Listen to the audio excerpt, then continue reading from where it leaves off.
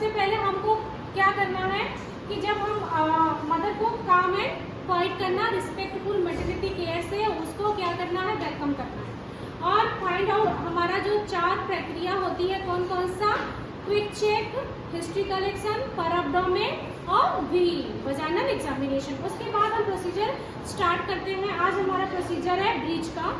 तो ब्रीच में जब मदर होती है तो सबसे पहले जब ब्रीच रहेगा तो हमको यहाँ पे ऊपर में क्या मिलेगा, हार्ड मिलेगा और नीचे में सॉफ्ट लोब मिलेगा। और बेबी का जो हार्ट रेट रहेगा वो नियर द अम्बिलिकस रहेगा। फिर उसके बाद मदर को काम एंड क्वाइट करते हैं। ब्रीच हमारा जो होता है वो एकदम पेशेंसफुल करवाने की जरूरत होती है। इसमें आपको पैनिक नहीं होना है, आपका प्रिंसिपल ही है बी पेशेंस। ठीक, अब हम क्या करते हैं, मदर को एकदम रिलैक्स रहने के लिए बोलते हैं। और जब भी कंट्रैक्शन मदर को आता है तो बिटवीन द कंट्रैक्शन उसको पुश करने के लिए बोलते हैं। और मदर को बीच बीच में क्या करना है, उसको सांत्वना देते रहना है, उसका पसीना पोंछते रहना है और कुछ कुछ खाने पीने के लिए देते रहना है। ब्रीच किसी भी पोजीशन में हो सकता है। तो हम प्रोसीड करते हैं प्रोसीजर की तरफ। तो अब देखिए बेबी हमारा आ रहा है, एनल फॉटिंग हो रहा है, जिसमें क्या है कि रम्पिंग ऑफ द बटक हो रहा है। रम्पिंग मीन्स क्राउनिंग ऑफ द बटक।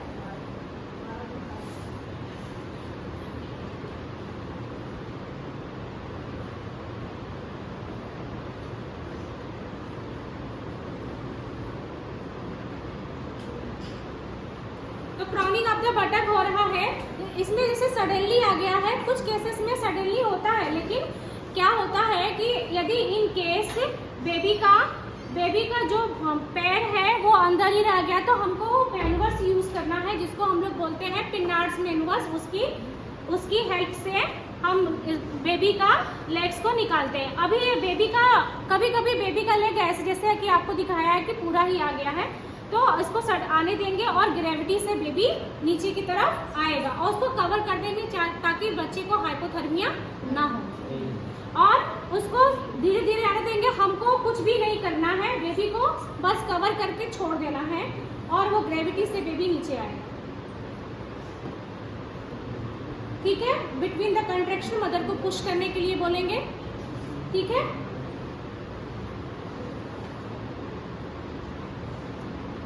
जब हम बेबी को कहाँ पे पकड़ना है, जो उसका बोनी एरिया होती है हमें वहाँ पकड़ना है। कभी भी बेबी का सॉफ्ट ऑर्गन जो प्लैंक एरिया है वहाँ नहीं पकड़ना है, नहीं तो उसका लीवर और किडनी डैमेज होने के चांसेस होते हैं, इसलिए सॉफ्ट एरिया को हम टच नहीं करते हैं। ठीक है, अब उसके बाद हम डिलीवरी ऑफ द आर्म्स करेंगे।